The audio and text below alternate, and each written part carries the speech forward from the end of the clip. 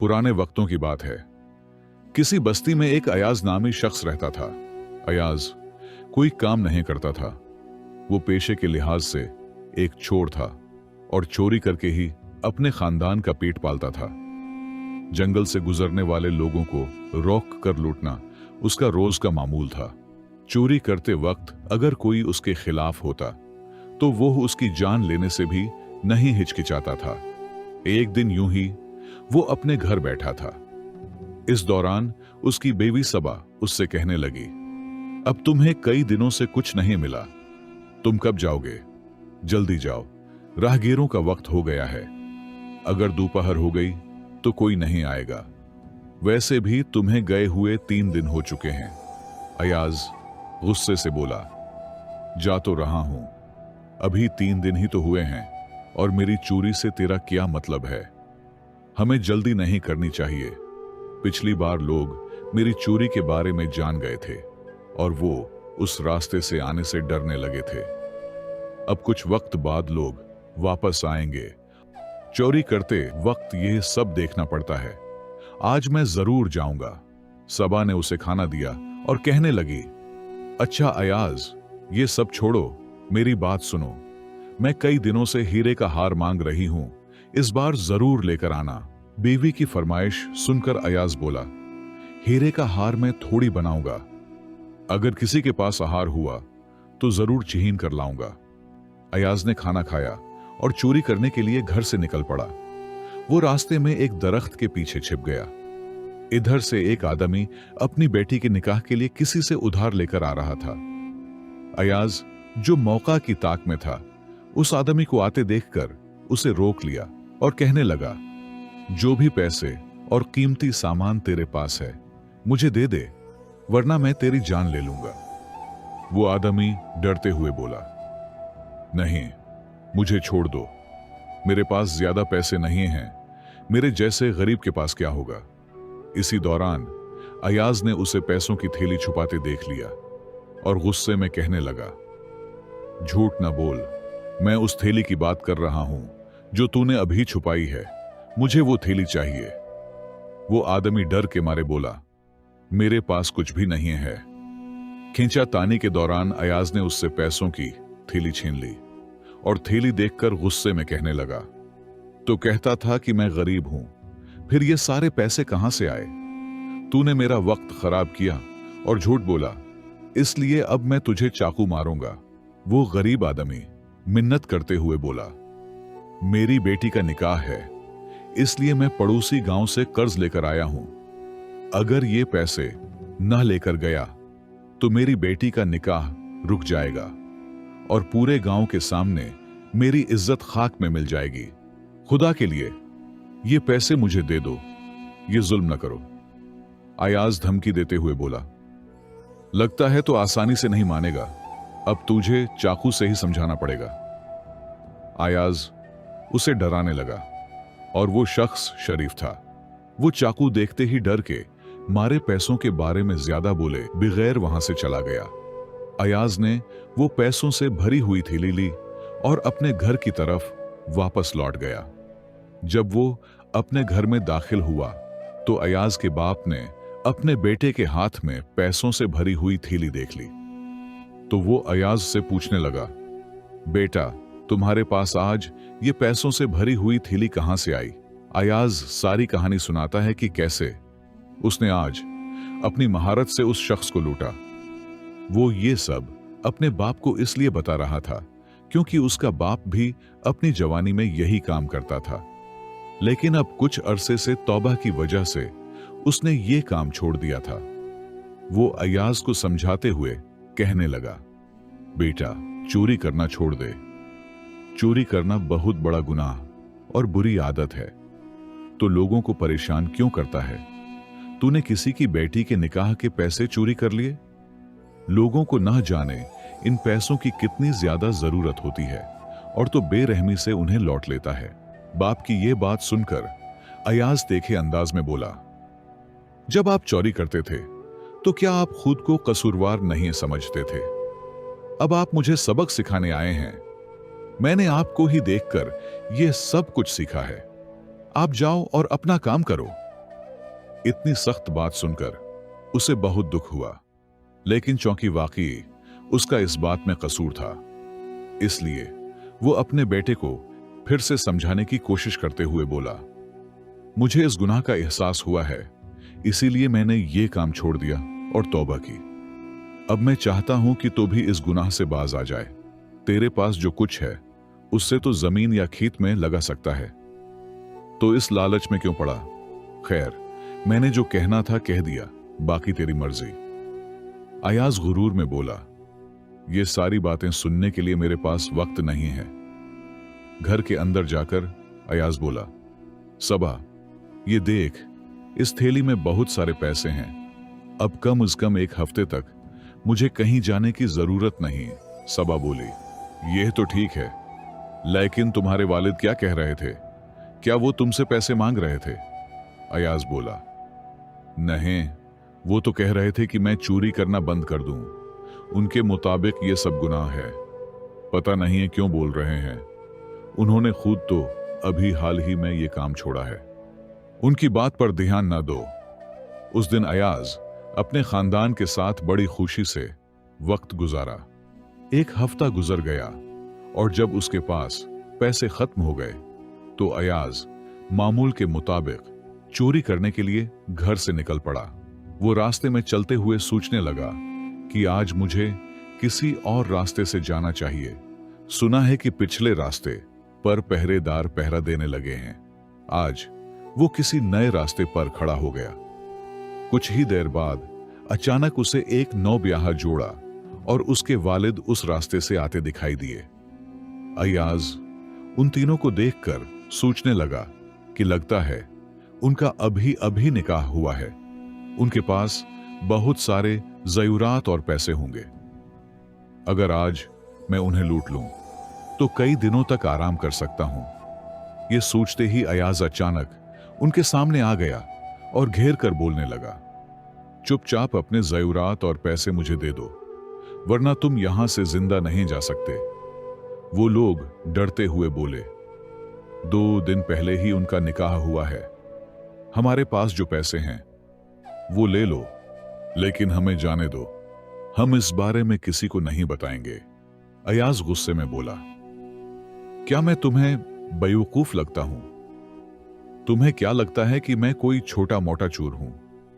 मुझे पैसों के साथ साथ सारे ज़यूरात भी चाहिए, वरना तुम्हें पता है कि इस रास्ते में कितनों ने अपनी जान गंवाई है। अगर जान प्यारी है तो पैसे और ज़यूरात यहां रख दो।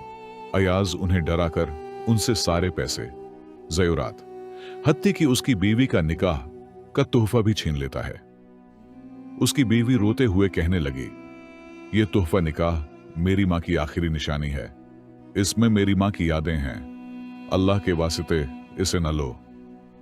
अयाज गुरूर में बोला, अगर अल्लाह के वास्ते इसे ना लूं तो हम जैसे लुटीरे क्या करेंगे? लेकिन वो लड़की किसी सूरत भी अपनी मां का दिया हुआ वो तोहफा अयाज को देने के लिए तैयार न थी। गुस्से में आकर अयाज ने उसके शौहर पर छुरी से वार किया और उसकी वहीं मौत हो गई। वो लोग डर के मारे सब कुछ अयाज को दे देते हैं और उसके शौहर की लाश लेकर वहां से चले जाते हैं। दूर एक दरख्त के नीचे बैठा एक सफेद दाढ़ी वाला दरवेश अयाज की सारी करतूत देख रहा था। वो अयाज के पास आया और कहने लगा, अयाज, तूने बहुत बड़ा जुल्म किया और न जाने ऐसे कितने ही जुल्म और किए होंगे, लेकिन आज तूने हद कर दी। लगता है आज का दिन तेरे लिए अच्छा रहा। पैसों और ज़यूरात के साथ साथ गले का हार भी तुझे मिल गया, लेकिन इस सब के लिए तूने एक जान ले ली। अयाज घबराते हुए बोला, तू कौन है? मैं किसी से नहीं डरता। दरवेश बोला, मैं सिर्फ अल्लाह का बंदा हूं जो तेरी इस्लाह के लिए आया हूं। मुझे बता, तो राहगीरों को ऐसे क्यों लूटता है? अयाज बोला, मैं चाहता हूं कि मेरी बीवी और बच्चे आराम से रहें ताकि हमें पैसों की मुश्किल ना हो। दरवेश बोला, अच्छा, तो अपनी बीवी और बच्चों की खुशी के लिए एक बेगुनाह की जान ले लेता है। क्या तो उनसे इतनी मोहब्बत करता है? अयाज बोला, हाँ बिल्कुल, मैं जो कुछ भी करता हूं उनके लिए करता हूं। मेरी बीवी कई दिनों से हीरे का हार मांग रही थी। आज उसे देखकर उसका चेहरा खुशी से खिल उठेगा। दरवेश बोला, लेकिन उन्हें खुश करने के लिए तुझे इतना गुनाह करना पड़ता है। गुनाह करने के बाद तुझे अल्लाह की अदालत में सजा भी भुगतनी पड़ेगी। हर गुनाह की सजा होती है। अयाज गुरूर में बोला, ये सब बेकार की बातें हैं। गुनाह या सवाब कुछ नहीं होता। आज जो मिला है वो मेरा है, कल किसी और का होगा। दरवेश बोला, मैं भी कभी यही सोचता था। मैं तेरे जैसा ही एक डाकू था। मैं गुनाह से नहीं डरता था, लेकिन अब देख मेरा क्या हाल हो गया। अब मैं अल्लाह के रहम का तलबगार हूं। तू भी इस गुनाह के काम को बंद कर दे। मैंने इसे खुद भुगता है, इसीलिए कह रहा हूं। अयाज बोला, अगर मैं कल से ये काम बंद कर दूंगा तो अपनी बीवी और बच्चों को आराम नहीं दे पाऊंगा, और अगर उनकी जरूरियात पूरी करनी है तो मुझे चोरी के अलावा कुछ नहीं आता। दरवेश बोला, मतलब तो अपनी बीवी और बच्चों की खुशी के लिए ये सब गुनाह कर रहा है। लेकिन अब एक काम कर, तूने पहले भी बहुत गुनाह किए हैं। अपने पैसों और ज़रूरत के साथ अपने गुनाह भी उनके साथ बांट कर देख, तब वो तेरे गुनाह को कबूल नहीं करेंगे। अगर तो चाहे तो एक बार उनसे पूछ कर देख। अयाज फख्र से बोला, मुझे अपने खानदान से पूछने की जरूरत नहीं, वो मेरे लिए कुछ भी करेंगे। अगर गुनाह बांटने की बात कर रहा है तो वो जरूर करेंगे। मैं अभी जाकर उनसे पूछता हूं। अयाज घर जाकर दरवेश के कहे के मुताबिक अपने गुनाह बांटने के बारे में पूछता है। वो पहले अपनी बीवी से पूछता है और उसे हार देते हुए कहता है, ये ले तेरी किस्मत, तेरे लिए हार लाया और इसमें कुछ पैसे भी हैं। अब हमें कई महीनों तक चोरी करने की जरूरत नहीं। सबा बोली, बहुत अच्छा, मैं हमेशा ये हार चाहती थी। मैं जो कुछ भी मांगती हूं तो बगैर इनकार किए ले आता है, इसीलिए मैं तुझे बहुत पसंद करती हूं। अयाज बोला, सबा, ये सब कुछ मैं तुम्हारे लिए ही तो करता हूं। अब तुझे एक काम करना पड़ेगा। सबा बोली, मैं तेरे लिए कुछ भी करूंगी। आज मैं बहुत खुश हूं, बता मैं क्या करूं। अयाज बोला, ये सब कुछ तुम्हारे लिए लाने के लिए मुझे बहुत गुनाह करना पड़ता है। मतलब आज मैंने एक आदमी की जान ले ली, तब जाकर तेरे लिए ये हार ला सका। मैंने बड़े गुनाह किए हैं, क्या तो अब मेरे इन गुनाहों को बांटेगी? सबा घबराते हुए बोली, ये तो क्या कह रहे हो? हम जो कुछ मांगते हैं उसे लाना तेरी जिम्मेदारी है। मुझे परवाह नहीं कि तूने उसे चोरी किया या मेहनत की। सारे गुनाह तूने किए हैं और अब इनमें से आधा गुनाह मेरे साथ बांटना चाहता है। नहीं, ये नहीं हो सकता। मुझे गुनाह नहीं चाहिए, मैं जहन्नम में नहीं जाऊंगी। उसी दौरान याज का बच्चा आकर पूछता है, क्या बात है उम्मी अब्बू, क्या हो रहा है? सबा बोली, गुनाह का मतलब है तुम्हारे बाप की चोरी और डकैती और दूसरों की मेहनत की कमाई छीनना। हम डकैती को गुनाह कहते हैं। अगर तुम ये गुनाह करोगे तो जहन्नम में जाओगे। जहन्नम में बहुत सख्त सजा मिलती है। बच्चा बोला, क्या मेरे अब्बू को गुनाहों की सजा जहन्नम में मिलेगी? सबा बोली, हाँ बेटा, उसकी सजा मिलेगी। क्या तू अपने बाप के कुछ गुनाह बांटेगा? बच्चा बोला, नहीं मां, मैं जहन्नम में सजा नहीं भुगतूंगा, मुझे यह गुनाह नहीं चाहिए। सबा बोली, देखा, न सिर्फ मैं बल्कि मेरी कोख से पैदा होने वाला बच्चा भी तेरे गुनाह बांटने के लिए तैयार नहीं। तूने जो गुनाह किए हैं वो सिर्फ तेरे ही होंगे, कोई भी इस गुनाह को बांटेगा नहीं। तुझे क्या लगता है कि हम नहीं चाहते कि तो कोई अच्छा काम करे? ये सुनकर अयाज हक्का बक्का रह गया। उसे अपनी पूरी जिंदगी के किए हुए गुनाहों पर पछतावा होने लगा। उसे समझ आ चुकी थी कि इंसान अपनी सारी जिंदगी जिनके लिए चोरियां करता है और जिनको पाने के लिए बड़े से बड़े गुनाह से भी दरीग नहीं करता, आखिर में वो भी उसके सगे नहीं बनते। तो फिर उसे फौरन अपने सारे गुनाहों को छोड़ देना चाहिए और अपनी आखिरत संवारनी चाहिए। अयाज फौरन उस दरवेश के पास वापस गया। दरवेश, वहीं उस दरख्त के नीचे बैठा हुआ था। अयाज भागता हुआ उस दरवीश के पास गया और कदमों में गर कर रोने लगा। दरवीश बोला, क्या बात है अयाज, बहुत जल्दी वापस आ गए? क्या तेरे घर वाले तेरे गुनाहों का हिस्सादार बन गए? अयाज बोला, बाबा जी, मैं आपकी सारी बातें समझ गया। वो मेरे गुनाह बांटने के लिए तैयार नहीं।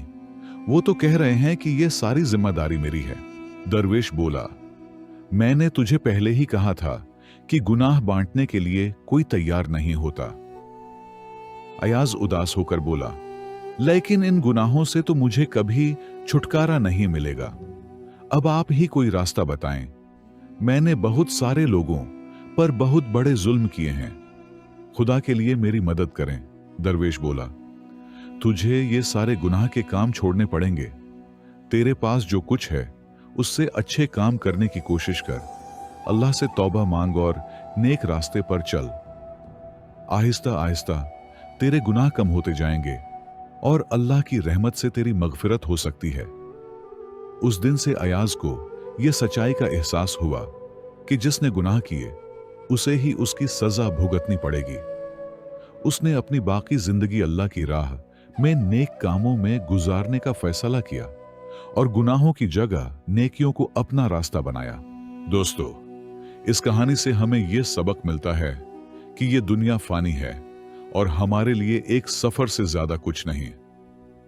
हम जब तक यहां पर जी रहे हैं, हमें ऐसे अमाल करने चाहिए जो कल को हमारे लिए आसानी पैदा करें, और ऐसे अमाल से बचना चाहिए जो हमारे लिए जहन्नम की आग में जलने का बायस बने। इंसान अपने घर वालों से चाहे जितना मर्जी प्यार करता हो, लेकिन उन्हें खुश करने के लिए कभी गुनाह अपने सर नहीं मोल लेने चाहिए, क्योंकि वो आपके गुनाहों के हिस्सेदार नहीं बनेंगे। इस कहानी को समझने के लिए आखिर में आपके लिए पंजाबी का एक शेर है, जांदी वारी बनियो डरुना, हथ नहीं लांदे डर दे, जिना लई तो पाप कमाया, अज किथे ने ओ तेरे कर दे। दोस्तों, अगर आपको यह वीडियो अच्छी लगी हो तो वीडियो को अपने दोस्तों के साथ शेयर करें और चैनल को सब्सक्राइब करें।